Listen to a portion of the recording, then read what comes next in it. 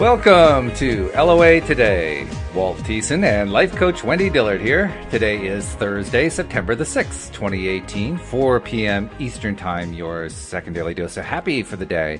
And we're moving right through this week. And I have to say, Wendy, this has been a really interesting week. I had a number of different things happening, some of which I can't really talk about on the podcast, but very much out of the ordinary. Lots of opportunities to practice. Can I get into alignment first? Can I remember to get into alignment first? Did I forget to get into alignment earlier? No wonder this isn't working the way I had intended. Hey, practice. Exactly. Makes for more good practice. It really does. Well, and there's endless opportunities. Yes, there are. Oh, my goodness. So, no, it's good. It's all good because I am getting the practice and lots of time to practice and lots of opportunities and lots of reminders. I mean, today I had, Louise and I had to meet over something regarding the gardening business, and it was a tough subject. Neither one of us really wanted to talk about it much. So we just took a breather and we chatted for a bit and got ourselves into a better feeling place and got through the topic a lot easier. So we remembered that. You know, that's the good thing, we remembered. That is a good thing. So that's what's going on with me. What's going on with you? I mean, are you still in wonderful, lazy couch potato land because you're in your decompression mode? I think it's shifting a little bit. Oh, it is? Okay. I had a delightful conversation with my dear friend Rhonda the other day. And I was sharing with her kind of what I had shared with you and our listeners on Tuesday about how I was feeling that I was in what I used to, PTO, which stands for paid time off, in my corporate job. It felt like I was on PTO every day. And she reframed it. Instead of paid time off, she said, "You're on paid time off." Yeah, that's good. I like that. Yeah, I thought the same thing as you said. I feel like that. Yeah. Because I'm on in my business and I'm getting paid. So every minute is paid time, and I thought that's almost a good affirmation just in itself. I'm on paid time on. I remember back in the mid-'90s when I created my first website. It was a site that sold long-distance services back when that was a thing. I mean, today you don't worry about, price per minute and all that kind of thing. But back then, that was a pretty big, important thing. It was fairly expensive. And so I was selling long-distance services through discounted firms, basically saving people money on their long-distance bills. And I built this website, and after I got it going, and it wasn't like a complete e-commerce site like we have today. The technology just wasn't even there yet. But I was able to take orders and process orders, and it was good. And it was building up a nice livelihood and so forth. It actually got to the point where around 2001, 2002, I said, I want to go do this full time, make this my full-time gig. And that's ultimately how I became an entrepreneur instead of a W-2 wage worker. But that gets ahead of the story. What happened was, as it built up, I got to really, really like the fact I was making money whenever I was going shopping, whenever we went on vacation, whenever I would turn to Louise and say, "Hey, I'm making money right now. We're out to dinner. I'm making money." Right. Because people are making phone calls and they're running up long distance. That's right. Yeah. You're getting a piece of the action. I mean, it was great. I mean, the only bad part is that, eventually that gravy train ran out. But nevertheless, it was great while it ran. Kind of similar to what you go through. Yeah. Well, I guess in a sense that's, I could say that's what I'm doing. One of the other things I know I've mentioned is I'm connecting with people that I'm meeting online in LinkedIn. And instead of just doing some text chatting, I'm saying, "Hey, would you like to talk by phone?" And so I think today I've talked to my third person this week, and my head is almost exploding. I don't mean that in a bad way. But I've learned so much from each person I've talked to. Nice. I've gotten so much information. Yesterday I had a call with a delightful gentleman. And he's a coach, but he's a different kind of coach. And so, I just thought I'd love to know, what does he do for marketing and how is he getting his business and, his clients. And so we were chatting, and he started talking about a certain tool in LinkedIn. And I said, "Can you tell me more about that?" And so he did. And, I think in the past, I felt a little reticent asking people for how they're doing their marketing, because that kind of is almost a trade secret. At least that's how I was perceiving it. Like, people hold their, how they're getting their clients close to the vest. They don't want to share it with other people because in a way we're competitors. I know what you mean. Yeah. But he was so generous, and he said, "Well, are you in front of your computer?" And I said, "No, but I'll get there." So he walked me through and he showed me this tool of how he gets some of his clients. There's actually a tool within LinkedIn that people say, hey, I'm looking for a life coach. And because I have life coach in my profile, it's like those potential clients come to my inbox from LinkedIn, and it's a free service. And I'm like, well, how cool is that? So at that point, I'm like, oh my God, this had me so jazzed. And internally, my thoughts were, what can I do to give back? Because I feel like what he gave me was something really valuable. And honestly, I have heard of this tool before through LinkedIn, but when I read their stuff, it just didn't jump off at the page for me. Mm-hmm. And I guess that's why when I talk to people, I get a better awareness. I understand things better. There's something about the written word that just doesn't fly for me to the same extent that talking to people on the phone does. Well, it makes sense to me. So I mean, because anyway, there are so many times I've run into web pages, particularly offering some service or, here's a new trade secret to learn about or whatever. Most often it's written as sales talk, and after a while I get kind of tired of the hype. But more than that, it's like there are big chunks of information that are often missing, and it gets frustrating. Whereas when you're talking to somebody, if there's something that's missing, you just ask them. And that's what I was doing. yeah. He was sharing some stuff that I didn't quite understand. And I just stopped the conversation. I said, can you explain this? And then he went on. I'm like, and can you help me understand that better? And it was just such a cool way to learn about another marketing tool. And kind of like sort of based on what you just said, what he said to me sold me on this tool so much more than when I learned about it from LinkedIn. Who was the source? Right. And so anyway, here's the cool thing. So he shares this with me. I'm feeling so indebted is not quite the right word because I don't feel like I owe him a debt, but I recognize the value of what he shared with me, that he didn't have to, but he chose to. So my internal dialogue, I'm just kind of saying, what can I do to give back? How can I generously say thank you in a way that would have value for him? Yeah, it's real appreciation. So, that's just my internal dialogue. Meanwhile, we keep talking. And then he kind of comes up with a question on his own, something that he was interested in for himself. And he says, how do you deal with this kind of thing? And I said, well, as a law of attraction coach, I mean, that's the kind of question I could deal with beautifully in a session. I said, but I don't know that you're looking for a session. And I said, so I can give you an overview of what I would say, or I could kind of, we could actually do a session. I'll be happy to give it to you at no charge, because I thought that would be a great way to pay him back. Sure. And he said, well, I don't have any lock. I'm not locked in time wise. He goes, why don't you just start with an overview and we'll see where it goes. And I went, okay. So I started, and then I realized, gosh, I'm really kind of getting into coaching statements and questions. And I even said, I'm kind of going deeper than the overview. And he goes, that's okay, keep going. And so I just started asking him some questions about this issue, and it was his own personal issue. And, he shared with me what it was. And then I kind of asked him, I said, well, can you think of a time in your past that's something that may have triggered this thing? And he goes, oh, totally. And I went, oh, all right, tell me what it is. So he told me about an incident of when he was 7 years old. And I just did this thing that I do. And within about 5 minutes, I was talking and kind of just, I was reframing the whole incident that happened when he was at 7 from a perspective that I knew he had probably not considered. Oh, okay. And when I was done, I said, well, so now how do you feel? And he goes, like, I could walk away from this call and burst into tears and cry for a long time. Oh, wow. I said, well, I guess we hit pay dirt. I guess so. Wow. I feel so different about this. And I went, well, so that's kind of the answer to your question. Yeah, right. He went, wow.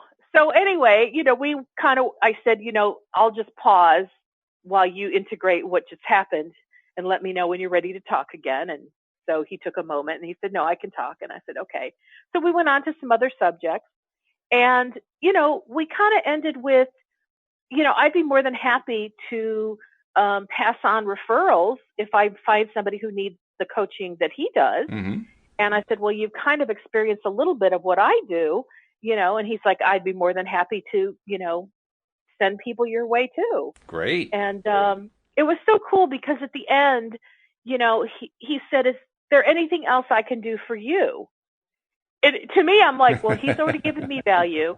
I've already given him value. And now he's asking, what else can he do? And in the past, I would have just said, oh, no, this was fine. But I thought, you know what? I want to take him up on this. I don't want to just leave it as, no, really, everything's cool. I said, here's what you could do for me. I said, if you find somebody, or no. I said, here's what you can do for me. Would you be open to me calling you back at a later time? Should there be something based on this conversation that comes to mind where I could pick your brain again? And he went, oh my gosh, of course, yes, you can do that. And I said, okay, thank you. And then I said, oh, wait, there's one more thing. And I said, if you have any clients who need deeper work than what you do with them on a more deep personal level, would you be willing to refer them? He went, absolutely. And so we got about an hour and 20 minutes on the call, and neither one of us had an appointment we had to get to, but we could both tell we were at the end. But we didn't want to hang up. Aww. It was like so juicy. And so, we said our goodbyes. And I got to tell you, I got off the phone and I felt like $1 million. Mm. And I thought, I am so grateful that I am following the guidance that was given to me, which is talk to people, get to know them, listen first. And that's my new thing. I'm listening first. I ask them, tell me about yourself. Boom. And they're off and running. I don't even care if they ask me anything about me. I'm having so much, and I in every call, there has been a point where I have gotten to talk about me a little bit. Sure. But I've had so much fun in the interaction. And even though I've maybe talked to 5 people so far, first of all, that's 5 more people than I've talked to in probably all the years I worked in corporate when it came to, outside of my corporate job. Right. Yeah. But I have learned something valuable from every single person I've talked to. That's great. Whether I've been inspired with a new idea that I can implement for my business itself, or whether they've inspired me with a new tool or just a new way of looking at things. It's just been phenomenal. And I'm really blown away. And, honestly, if I had received guidance to do this before, I don't know that I would have done it. Because I would have thought, well, for what purpose? Really? Wow. Yeah.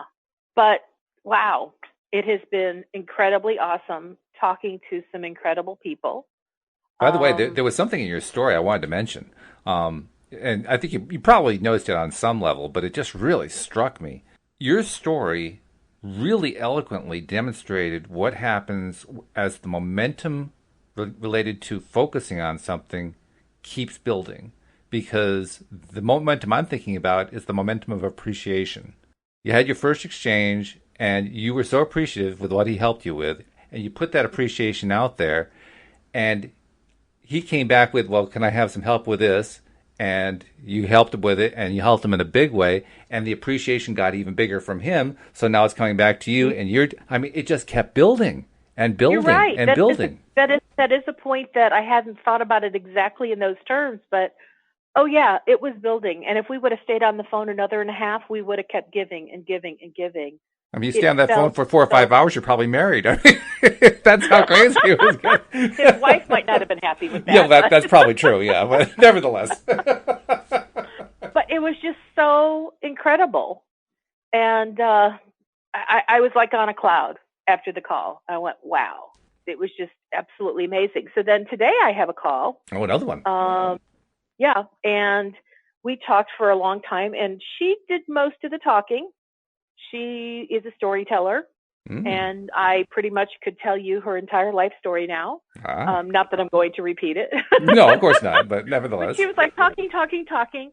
And because I'm now practicing the art of listening, I learned so much about her, not just the surface level, I know what's happening with her parents, her friends, her business, her coworkers. Besides all that, I learned a lot about her.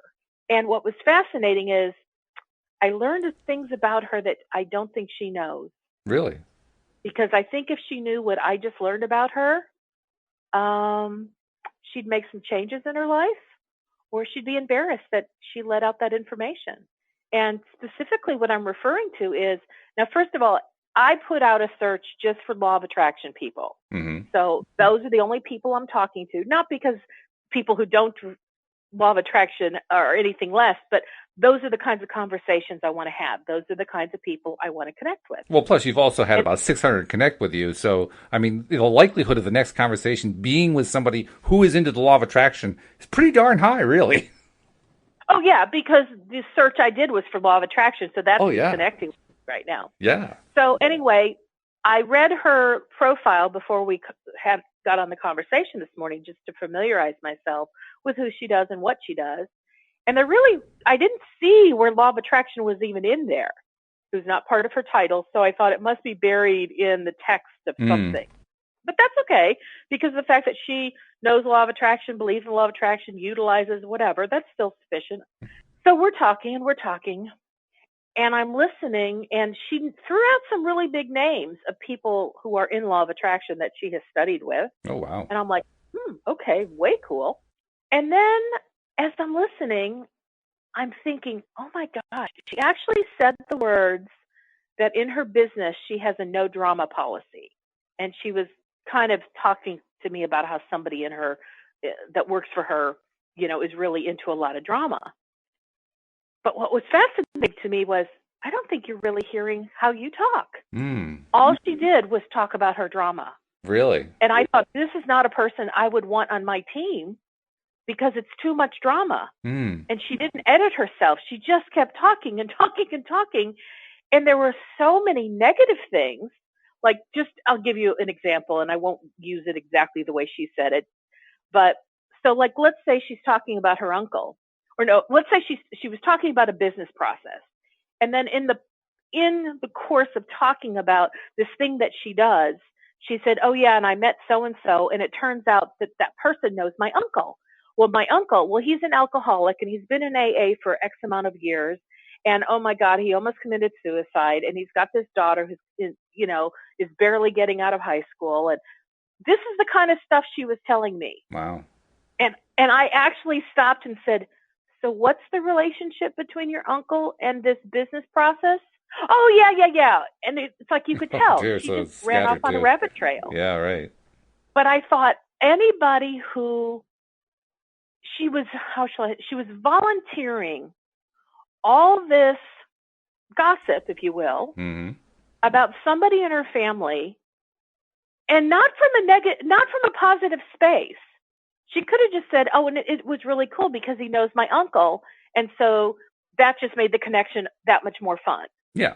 But she decided to tell me all this dirty laundry about the uncle. You couldn't leave that and part then out. The uncle's child. And I'm like, and I was having a hard time following the conversation, which is why I asked for some clarity. But my point is, and I'm not trying to knock, like anything going on in the family life, but I'm looking at it from law of attraction perspective.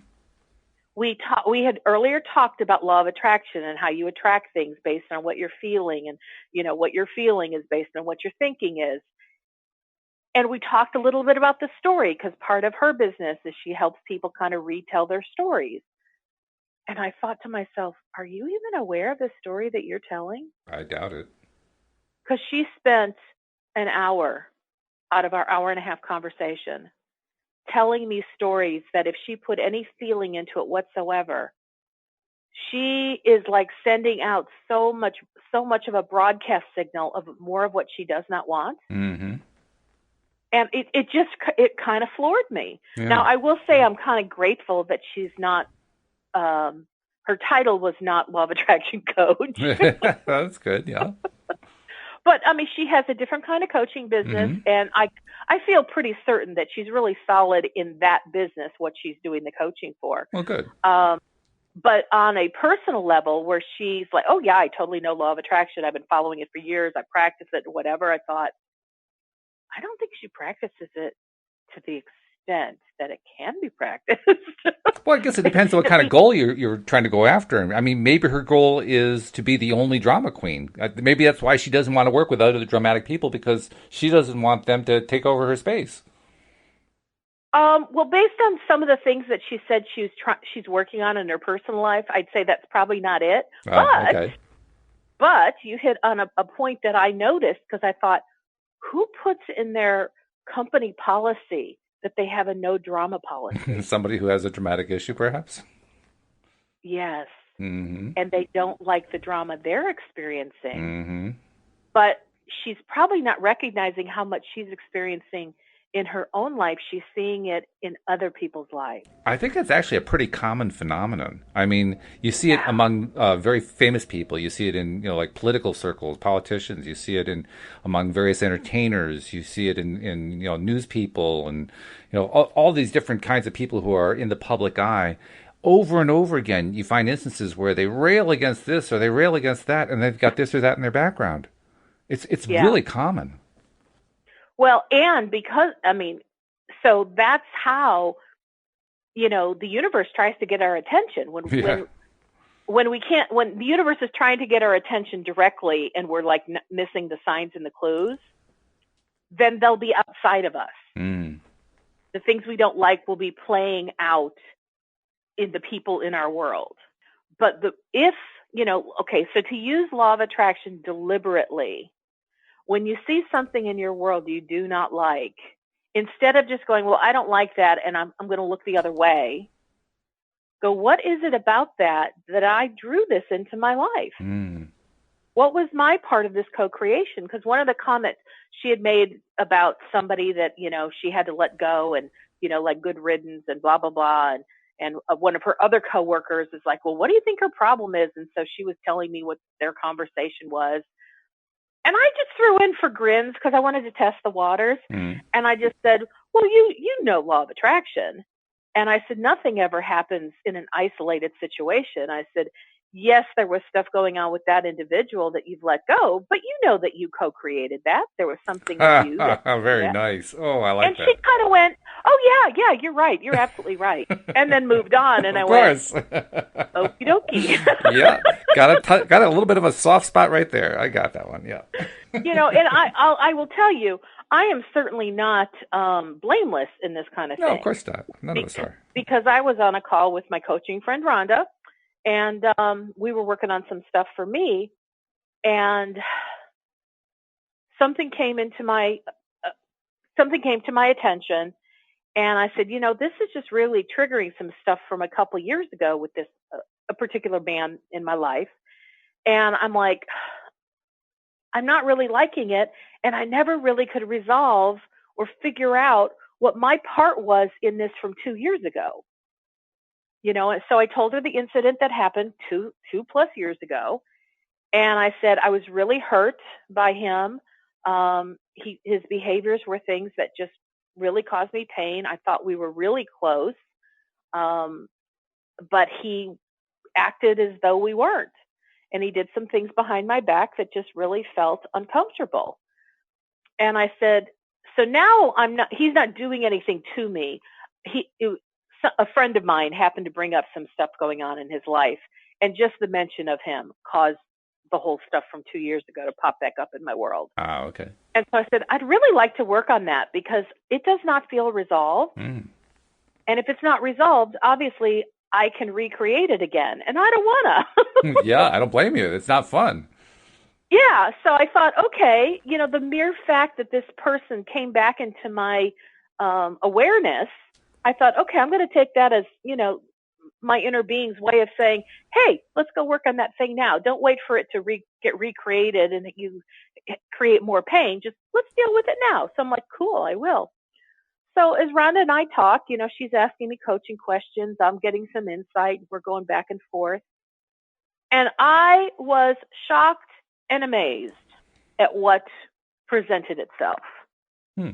It was it's like, and let me tell you, from 2 years ago, the only thing that I had was, why did he do this to me? I don't understand.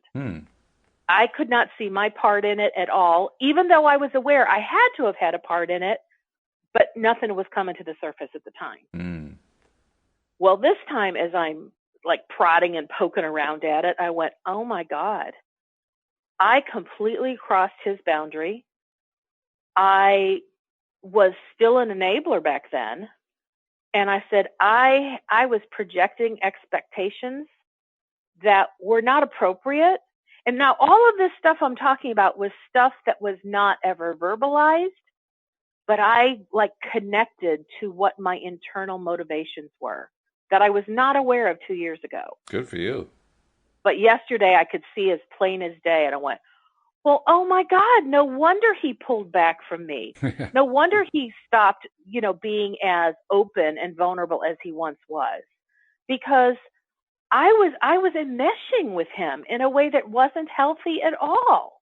It reminds me of something that Louise used to tell me early on in our relationship, because we met when we were in our early 40s, and we would often ask ourselves and each other, why did it take so long for us to meet each other? Why couldn't we have met in our 20s? And my wife's answer was inevitably, oh, it's a good thing we didn't meet in our 20s. If you had met me in your 20s, you would have talked with me once and run as fast as possible in the opposite direction.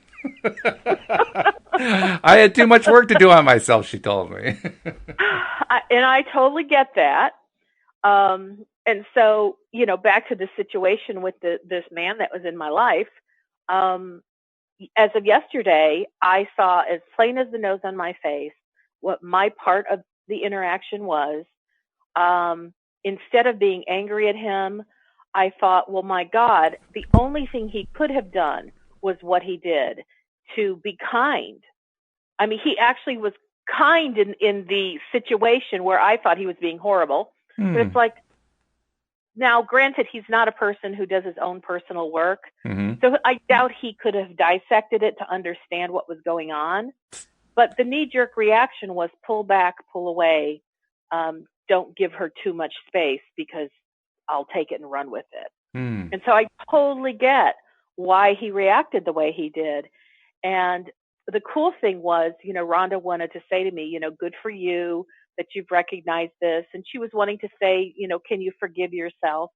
Now, here's the part that was very cool for me that I've never experienced. I said, I know there's nothing to forgive. Oh, wow.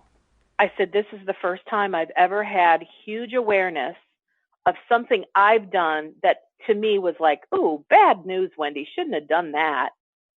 And I said, in the process of just having the awareness of what my part of the behavior was in the interaction that we had, it was kind of like I came from such a place of love for myself as I was being aware of what I did that was not loving to him. It was like self-forgiveness happened simultaneously as the awareness of what I did. Wow, that's really something. And I went, this is cool. So overall, she goes, how do you feel? And I went, loving. I am in love with myself. I love me so much right now. And I said, but it's in a way I've never loved me before. I'm loving me for having the courage to own my part in it. I love me for recognizing what I did was not a nice thing to do. I love myself for knowing I will never do that again. I have no doubt I will never do that again. But I didn't have to go through the pain and the angst of, oh my God, look what I did to him. What a horrible person I was. It's like that wasn't there. Oh, that's good. Although I did say something like, who was I to think that I could do this, this, and this? Really, who was I to think I could and should do that? I mean, I had that level of, wow, Wendy, who do you think you are? To bust through someone else's boundaries. But it wasn't coming from judgment or angst or pain or blame. That was kind of my way of saying, Wendy, wake up. This is not who you are. The real you don't do this kind of crap. And I knew that. The real me doesn't. That was part of an enabler behavior that I learned from, family members that I no longer partake in that kind of behavior. Yeah, you abandoned it. And so the weird thing is, she said, well, do you feel like there's anything that needs to be done now? And I'm like, well, so I kind of tapped in energetically. And I said, what I honestly sense is if I were to go back to him and drudge that up and say, hey, do you remember when this happened? I said, I don't get the impression he'd even understand what the dynamic was that was playing out in me that caused me to do those stupid things. And I would have just been unbearing something that he's probably either let go of or decided I'm not going to focus on it anymore because it's been a couple of years. Mm-hmm. And so I said, it's not that I am adverse to apologizing.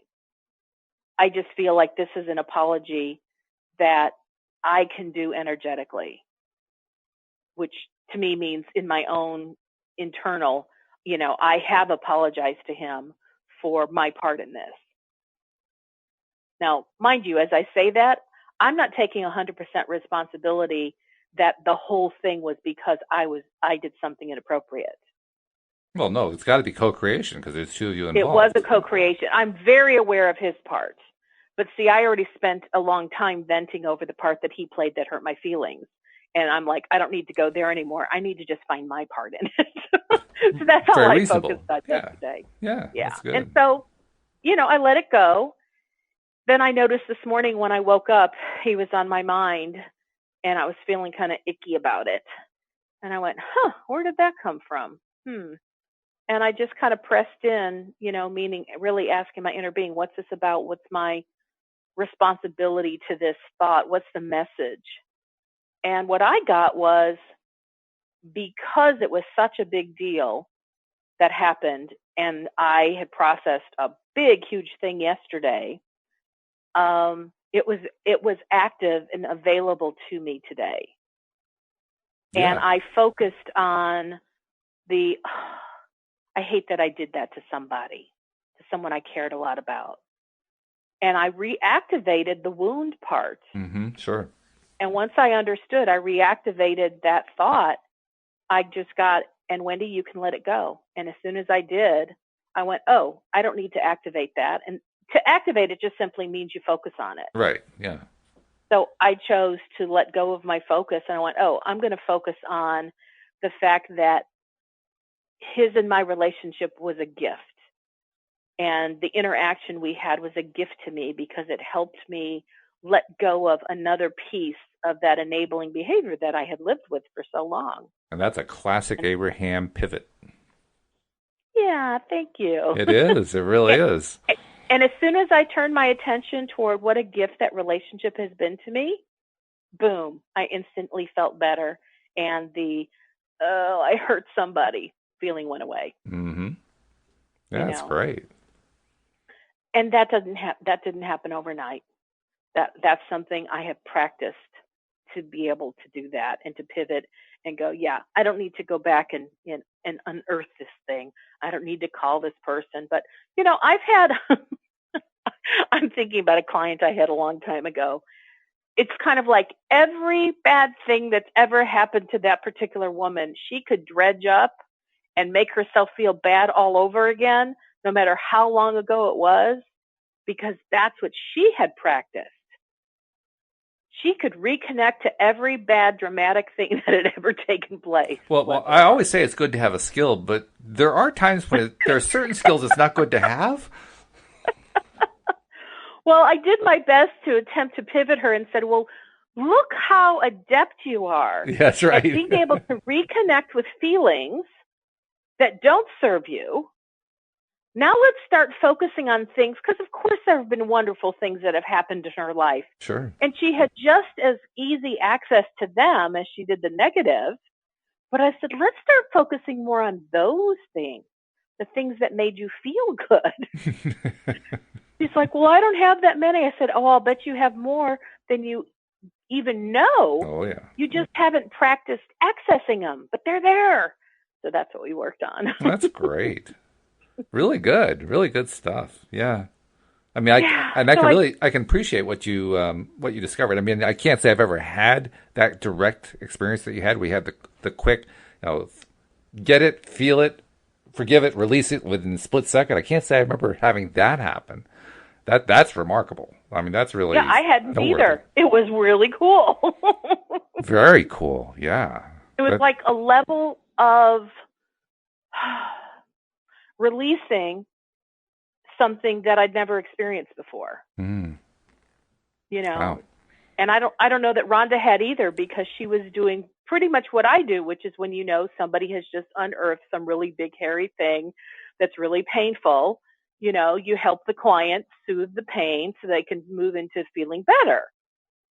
And I told her, I said, there's nothing to soothe. I'm like, as I was speaking, I was feeling better. As I was speaking, it was releasing. As I was speaking, like, oh my God, look what I did, I was going, oh, this feels so good.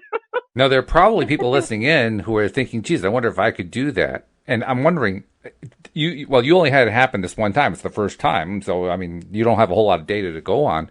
But what's your impression? Is that something that's coachable? Well, as you started forming the question, here's the thought that came to mind.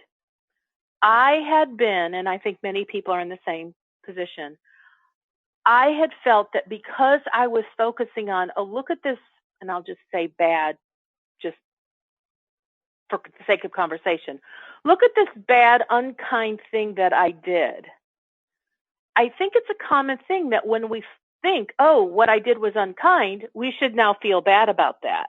Mm-hmm. Sure, yeah. Like we should feel bad because we delivered a behavior that wasn't kind. Mm-hmm. And we should feel either shame or embarrassed or bad or guilty or something.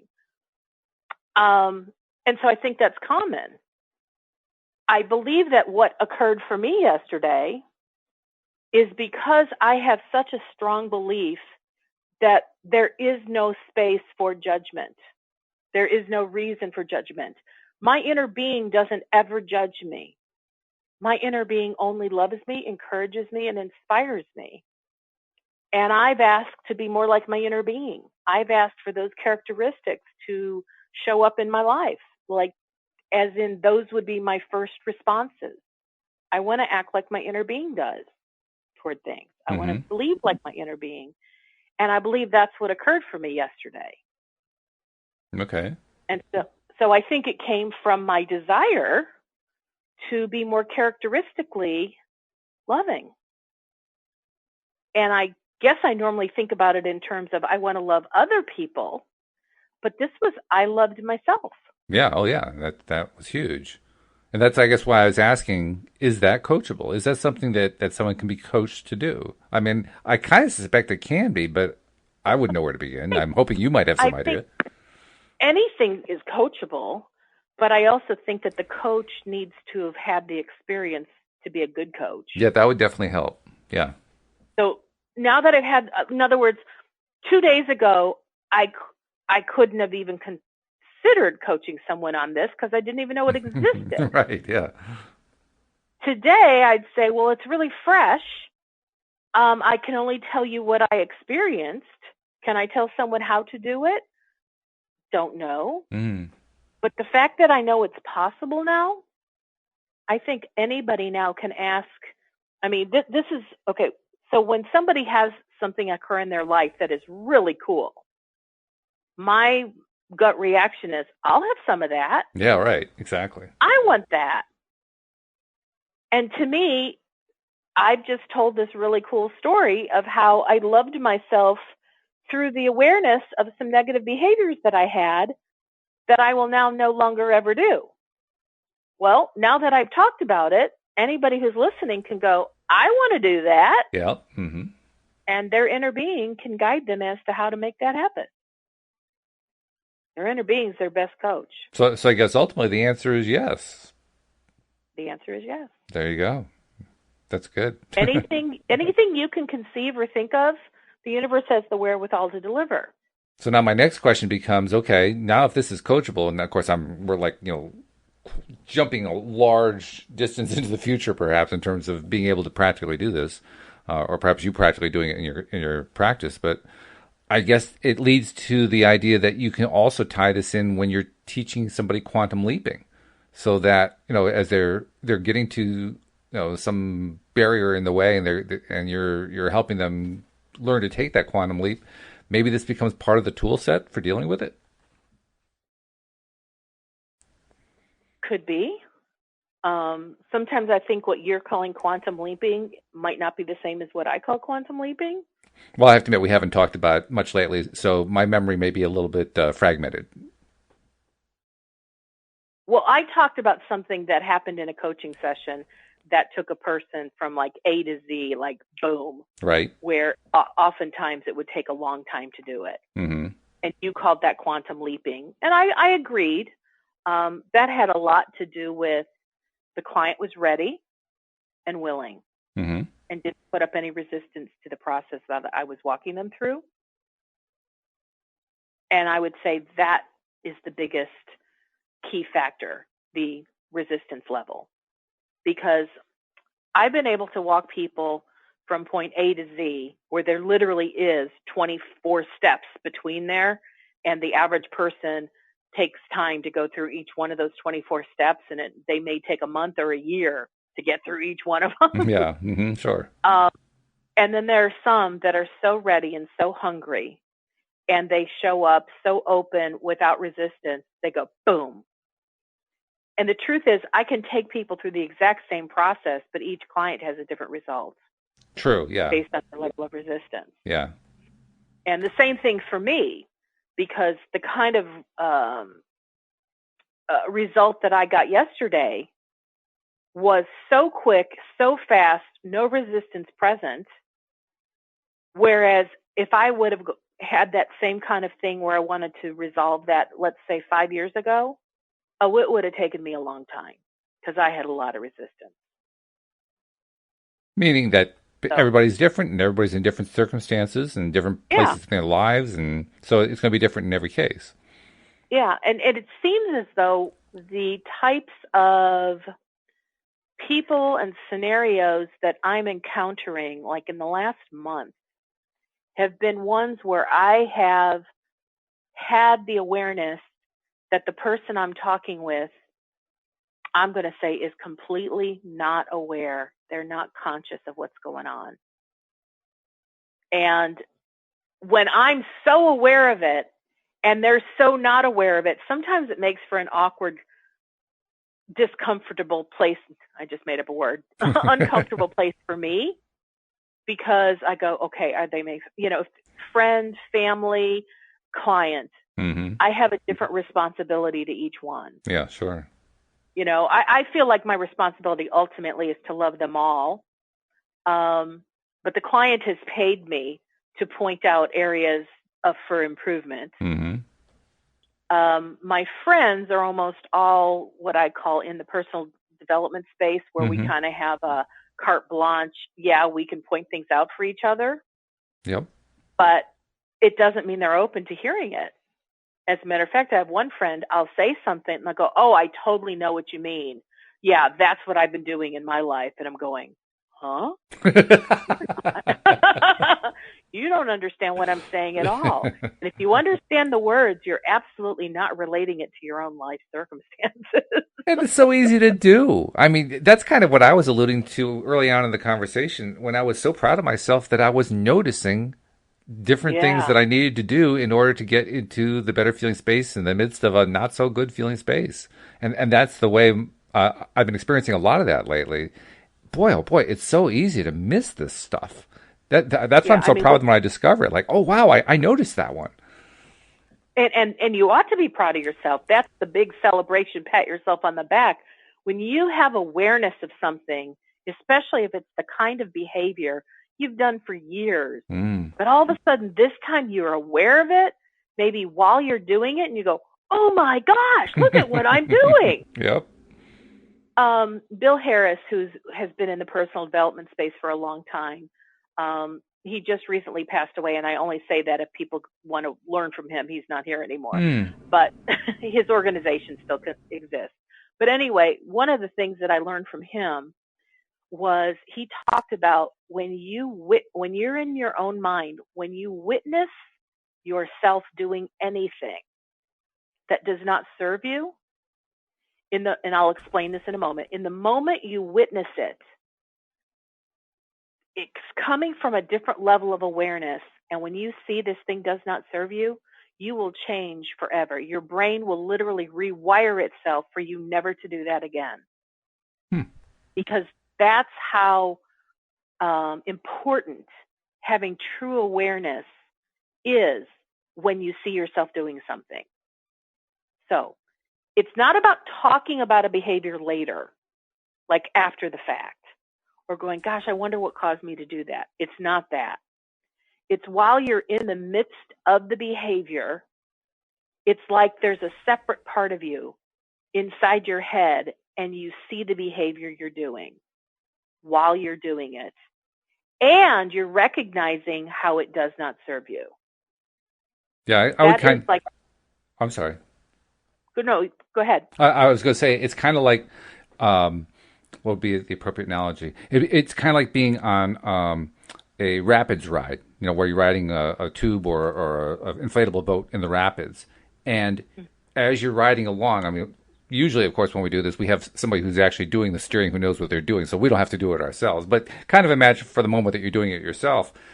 You're basically trying, as you're going along here, you're trying to be aware of what's going on, be aware of how you're reacting, and notice that, if I do that normal reaction of mine, that's going to put us on the rocks. And so instantly adjusting in the middle of the stream so you can go the other way to go around the rocks. That's what the kind of feeling I was talking about, what I was trying to talk about, I was trying to allude to, that when you're in the middle of it, it's kind of like riding those rapids and figuring out how the heck can I shift so that I don't get knocked up against the rocks. Mm-hmm. And so I'll put it into a story that I may have shared before, but it's, to me, the best example I personally have ever experienced where I could share this witness thing and how boom, behavior changes. Mm-hmm. So 3 bosses ago, when I was doing corporate. I love that, 3 bosses ago. I was and it was a person, he represented the unresolved issues I had with my father. So needless to say, our relationship was very rocky and uncomfortable. Mm-hmm. And so we were having what I would call a normal conversation. And then he said something that triggered that wound inside of me, where in the past, I would have just been angry at him and like, how can he do this to me? And, he's so mean, and what's his problem? The professional in me would like say, yes, sir, of course, I'll handle that for you. But the little girl inside was deeply wounded when we get to this kind of a conversation. Yeah. Well, this particular time, and he'd been my boss for like 8 years. So I had a lot of practice of knowing the wind up. I knew when he was going to pitch it, and I knew when the ball was going to hit me square in the face and I would just get hurt. So the wind up was coming. I was hearing him in conversation.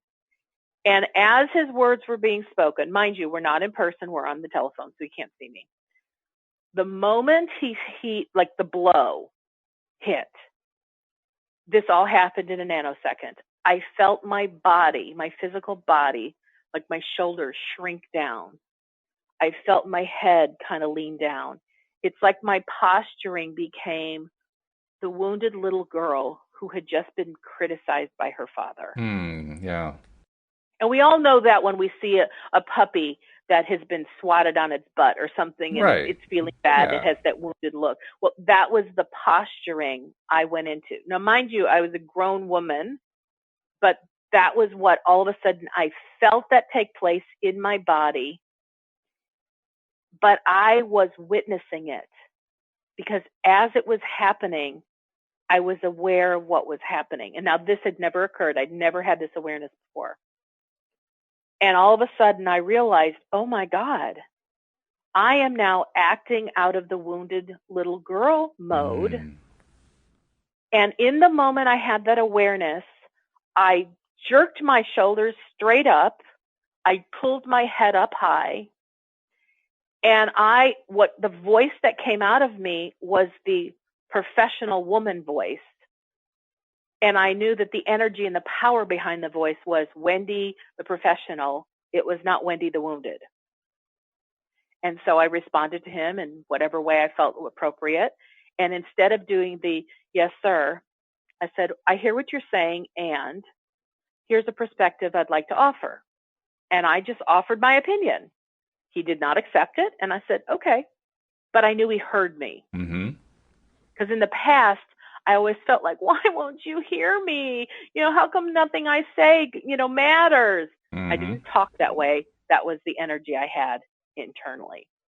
So we finished our conversation. I hang up and I just sat there with this sense of awe because I knew that I had changed from the wounded Wendy to the powerful Wendy in that moment. And I knew that I would never shrink to that kind of thing again.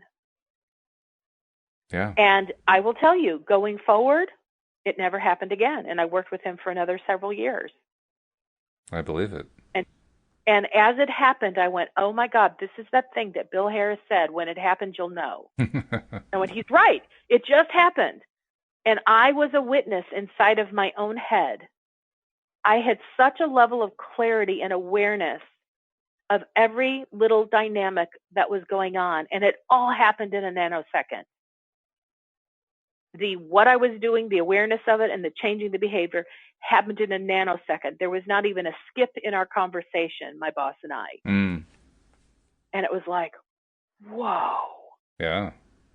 And that was the day that I shifted a huge wounded area that I had from my father.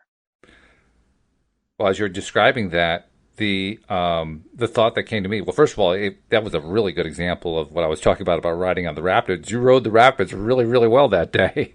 But even more than that, the way you described it, you were, let's see, I want to try to piece this together right. You were going to go into the wounded girl mood. You had, in a nanosecond, a flip, and you said something like, you said the thing and he didn't react to it the way you wanted him to or whatever, but you knew he heard it. And the first thought that went through my mind was, yeah, more importantly, you heard it. You heard yourself doing it. And I thought to myself, that's where you made the turn in the stream, right there. Because you said, I heard myself now. I hear myself as the powerful earlier. Oh, it actually did? When I pulled my shoulders up, that was the turn. That's when you actually heard it? Oh, okay, yeah. Oh, yeah, like it was when I went from wounded girl positioning to, oh no, I'm a power ass woman. That ain't going to happen again. Yeah. And I just acted and came from the powerful woman that I know myself to be. And that was the moment I stopped being the wounded Wendy. And so everything that came after was part of the powerful Wendy. So when I said, I hear you and I'd like to share this perspective, I knew he heard it. He rejected it. But the powerful part was I could handle his rejection of it because it wasn't him rejecting me. He simply rejected an idea. And I still will say it was a great idea. I'm sure it was. But you know what? Not everyone has to agree with my ideas. No. But see, the wounded Wendy felt when he rejected my ideas, I felt I was being rejected. And I separated myself. Like I was no longer the wounded Wendy who was, being criticized by her father, because that's who I showed up as. And see, that's what I recognize. So the conversation begins. I'm just my normal, empowered professional as I'm talking to him. The moment I told you the pitch came, I could hear the conversation going. Right. It was like I heard my father criticizing me, and immediately, and this is what I witnessed my entire being flipping the switch from the empowered woman to the wounded Wendy. Yeah. And I went, whoa. And I went, no. And I flipped the switch back, like no more wounded Wendy. We're going to empowered woman. And when I did that, everything changed. And because Bill Harris talks about how the unconscious mind will literally rewire itself, because when it recognizes that a behavior that you're doing does not serve you, once you have that level of awareness, the rewiring takes place automatically. I didn't have to go to therapy for that. I didn't have to have a coaching call with Rhonda for that. Right. It's like, boom, it happened. It was done. By the way, go ahead. I was just going to say, by the way, as a corollary, even though he didn't accept it, even though he rejected what it was that you came back at him with, I'm willing to bet, without knowing anything about the actual content of the conversation, There was probably a level inside him that was saying, "Yeah, she's right, but I don't dare admit it." And that would probably be pretty accurate for his temperament and his personality. Mm-hmm. Yeah. You know, but at that point, to be honest, it didn't matter. Well, no, it doesn't really matter. Didn't matter. No, that's just that's just like incidental information more than anything else. Right. And I don't know what it would be like to be on his side of the equation. In other words, for the next 2 years, when I no longer went into the victimized, wounded Wendy mode. I don't know if he now was experiencing a different Wendy from his perspective. He was. Like, I'm sure he was. I don't know. I don't know if he was aware. Well, he may not have been aware, but I'm sure he was experiencing it. Yeah, because I was showing up differently. Oh yeah. But I don't know what his awareness was, if he ever noticed the difference or not. But I noticed the difference, which is what matters. I noticed how I never shrunk back down, and that's why after that experience, that was a very pivotal experience for me. There were still other areas that he triggered for me where I'd go into this is my unresolved stuff with my dad. And nothing else was as dramatic as the incident that I just described. However, because that one had happened, the other ones I was able to pick off really easily. When I say pick off, and I was able to resolve them very easily after that. How interesting that you stayed with that company long enough to do all of that. And I suspect that's one of the reasons why you reached the point where you said to yourself, you know what? I've done as much as I can do in this company. It's time for me to move on. I wonder what my Project X is. Oh, and that is very true, because even while I was working under him, I wanted out from working under him so bad. But I did have the wherewithal to, when I finally recognized he represented my unresolved father issues, I thought, you know what? I'm going to fix these here. I'm not going to go to another company or go into another scenario where because it usually takes about a year or a year and a half to develop a rapport with somebody strong enough that now they can represent your triggered crap. And I'm like, I'm not going to waste any more time. I'm going to fix it while I'm here. So then once it got resolved, and I knew all the daddy issues were resolved because we had a weekly call, and every time we talked, nothing triggered anything. Nice. As a matter of fact, we'd get off the phone and I'd go, wow, he's talking the same way he always has, and now I find it humorous. I'm like, yeah, there's nothing here for me anymore. So I told one of my friends at work who understands law of attraction, I said, so here's what's going to happen. One of these 4 scenarios. I said, either he's going to leave the company or he'll find a new position at the company, but he won't be my boss anymore. Or I'll leave the company, or I'll find a new position at the company where he won't be my boss anymore. And within 6 months, he got let go from the company. Wow. There it is. And I went, no, I didn't see that piece coming, honestly. Well, you didn't I didn't see it happening that way, but I knew one of those 4 things had to occur because I knew he and I were not going to be working with each other in the same way, because I knew that his purpose in my life had been the gift to help serve up the stuff I needed. It got resolved, and now his and my connection, all that was left was we're not a match. Right. We don't speak the same language. We don't communicate the same. I don't even know if we like each other in the professional role. I really liked him as a person. Oh, okay. I think he really liked and respected me as a person. We just didn't like working with each other. So I knew that had to change. And it did. That's a good thing. We only have seconds left, so I got to be really, really quick. If you are not yet a subscriber, become a subscriber. It's on the homepage at LOAtoday.net. If you haven't yet posted that you're enjoying this, post that you enjoy it so that other people can find out about it. Think about calling in. Like we had a listener today call in with the call with Joel this morning, Wendy, and it was great. We had a real good conversation there. So think about calling in. All that's on the homepage at LOAtoday.net. And if somebody needs to reach you for some personal coaching, they reach you where? WendyDillard.com. And there it is. Wendy, so great as usual. I can't wait to talk to you next Tuesday. All righty. And we hope that you'll join us next time as well here on LOA Today. Goodbye, everybody. Bye-bye for now.